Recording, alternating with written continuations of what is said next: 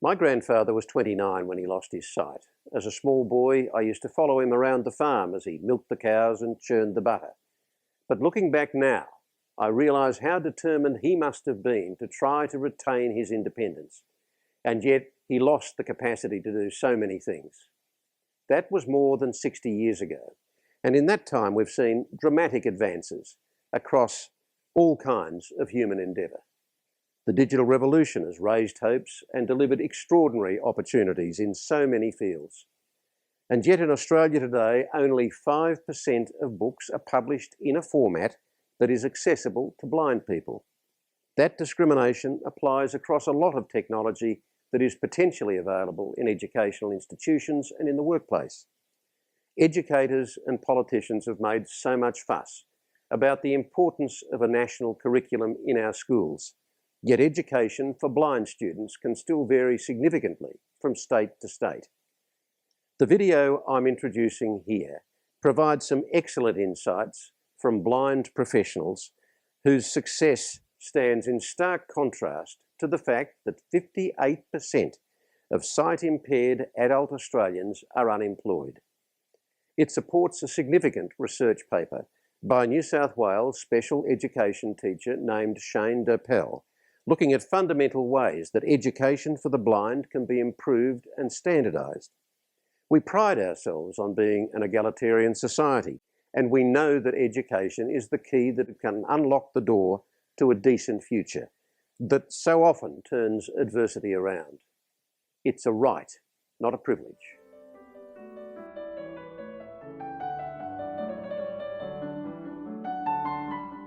The experience of blind education.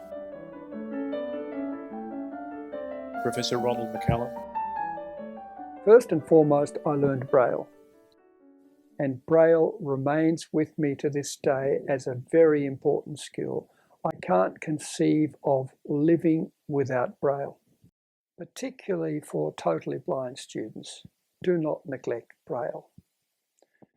In the United States, when all this speech technology came to the fore, quite a number of institutional schools stopped teaching Braille. And they found that the students did not do as well as those who read Braille. That's obvious now, but it wasn't so obvious at the time. I think that my understanding of grammar and of spelling and of syntax is aided greatly by reading Braille. One can hear things in synthetic speech, and most of my reading is via synthetic speech. But to actually understand the flow of words and to write, you use Braille. I feel Braille in my head, just as if you imagine a page of writing, you can think about that in your head. I think in Braille in my head. Rebecca Wong. It's a lot harder when you're listening to something on the computer to pick out how words are spelt or whether there are accents over certain letters and that kind of thing, especially if you're not exposed to a lot of reading material in sort of everyday life that sighted people are, like signage and menus and that kind of thing. And so reading Braille really helps with basic literacy. Michael Curran. There was a great chance that I would lose my sight, and in fact I did at 15, so I'm certainly glad that I had my Braille skills there to help me after that. Even though we have all this wonderful technology, there will always be times, I read to my children in Braille. I mean, that's the only way I can read them books and actually do it properly. It's all really important, and I'm very, very glad that I have skills in Braille. Kylie Forth. I've heard there's a shift away from teaching students Braille at an early age, and they're just going straight into assistive technology. I don't know how people can not learn it. If you've got that foundation in the physical layout with Braille, which is what Braille does, you can then transfer that easily across into when you're using a screen reader. But I really don't see how anyone can gain literacy even without being able to read, physically read. And I think there's a joy in actually, you sit down with a novel that you're actually reading yourself, and you get more into it than you would if you had someone reading it to you. Susan Thompson. There's a little bit of resistance with parents who don't necessarily have much contact with other adults who are blind. Think that if the kid has some vision, then they don't need Braille. And often the kids resist it as well. But I think it's a matter of having as many tools in your arsenal as you can. Lauren Henley. A lot of vision professionals still, and even some parents, they're very hesitant about their child learning Braille because of the stigma. But as far as I'm concerned, if all sighted children have to learn to read and write, the ones who are blind should have to learn to read and write, and just listening to audio isn't the same thing. Bill Jolly. The other thing that was very important was the foundations of a good education through competence in Braille and also typing skills. We learnt dexterity in the vocation of typewriting may be acquired by judicious work and zealous effort. And whilst that was rather a mouthful for a little kid to be typing, it did reinforce to me over the years the importance of those typing skills. It has been said that math and science is difficult for a blind person to learn, and I actually don't agree with that at all. What I do agree with is that it is sometimes difficult to teach them. Bruce McGuire. It is really important that you as a teacher be passionate about Braille. Teachers have a profound influence on how students see the world. If I hadn't had teachers who were passionate about Braille, I probably wouldn't have developed as much of a passion for Braille as I have. Knowing that other people valued Braille was really important to my self-esteem as I developed as a blind person. David Woodbridge. The classroom teacher would say, look, now it's reading time, or as a special treat this week, you can pick any book you like. Well, I couldn't pick any book I liked. I just got the book that had been transcribed for me for the year, and that was the end of it. Jonathan Mosen. The end to me is that blind kids are equipped with the skills they need to succeed professionally, socially, and personally. When you're dealing with the mainstreaming of a blind child, you're dealing with questions of literacy. And there are often situations where a blind child is being put in front of teachers who, in blindness terms, are functionally illiterate. And as a parent, if I sent my kids to school every day and put them in front of a teacher who couldn't read or write the language or the code that my kids read or write, I'd be pretty upset about that. And yet we think it's acceptable for blind kids to spend quite a bit of time in front of teachers who are functionally illiterate. Self-advocacy and social skills. Bruce McGuire. Apart from Braille, I think advocacy skills are probably the most important set of skills that any blind person can develop at any time in their life.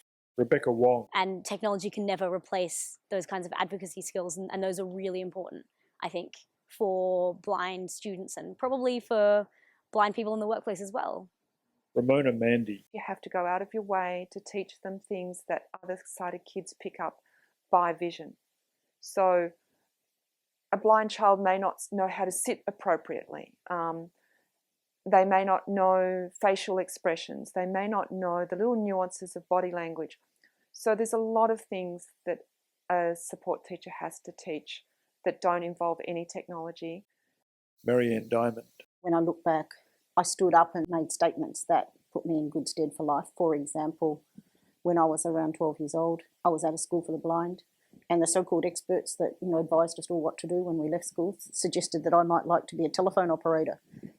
And I didn't really know what a telephone operator was, but what I opposed was, why would you tell me to be what you tell everyone? How could we all be the same? Ramona Mandy. Another important thing was the benefit of having blind peers. I know throughout the years there's been debate as to whether integration or segregation is beneficial, and I can now see the benefit of both.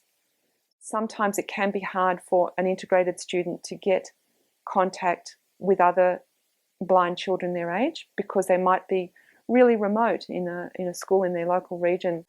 Having face-to-face peer support, I think, is really important because you get to see how other people are coping, how other people do things, and you just feel comfortable. You don't have to keep justifying yourself. Technology and access. Tom McMahon. The IT guys will load up some software, and if it talks, they think it all works. And there were years and years of students really being denied access to their webmail because they introduced this MIS-based webmail, which is totally inaccessible for a screen reader user. Students complained, no one listened, and there was no one to advocate. It really has to be a user involved in the testing. Ramona Mandy. I think it's really important to emphasise that adaptive technology is great. It gives us a lot of benefits. It gives us a lot of ins. It makes a blind person as an adult more competitive to study a lot more of a variety of subjects and therefore go on to work with a greater choice of vocational options. But it's really important to know that that's just part of the equation. David Woodbridge. I had a university that must not have had a blind student for quite a long time, and they couldn't produce any of his material in accessible format at all, full stop.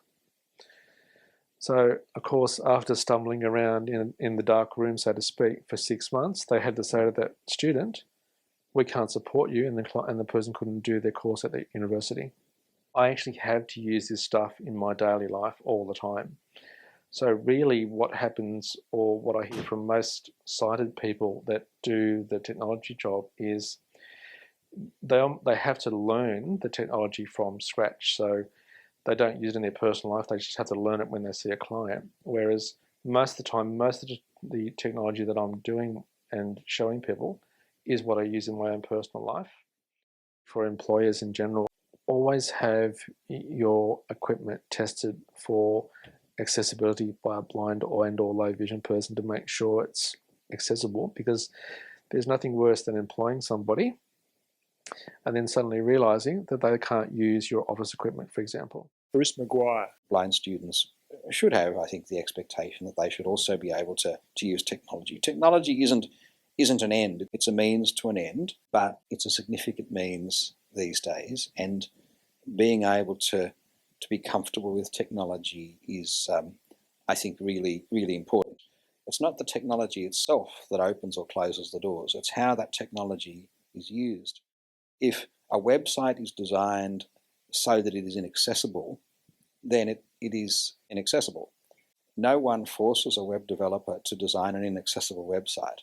We've got a screen reader built into the iPhone, but unless app developers follow Apple's accessibility guidelines, the apps won't be accessible to the VoiceOver screen reader. Where's the problem? It's not with VoiceOver. It's with the developers of the apps who fail to make them accessible. Marianne Diamond. We know, very small percentages of web pages really comply with standards of accessibility. Documents, it depends often how they're created as to whether you can read them or not. If they're just like photocopies or scans, they're not usually accessible because they're like a picture rather than text. That can be frustrating. There's a lot of online books now in the world, and everyone thinks that they're all available to us, but often people don't have the devices to read them.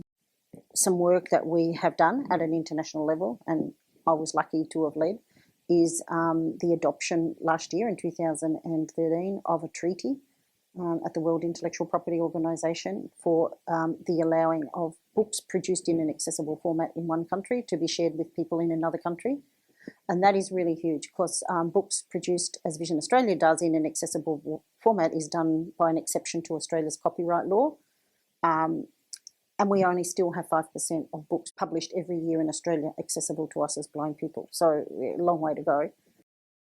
Independence. Graham Innes. It's really important for teachers and for kids to have the full breadth of experiences. I was really lucky that my parents took the approach that I was one of 3 siblings, and I had the same experience as my older sister and younger brother, which meant that I got more of the scraped chin and sore knee, and I had some negative experiences, but they set me up to understand life far more effectively than if I was cocooned or limited. Ryan Honshooten. I remember Mum saying one day, I'm bringing up all you kids to be independent. I don't care who you are, where you are, because I'm not going to be around forever.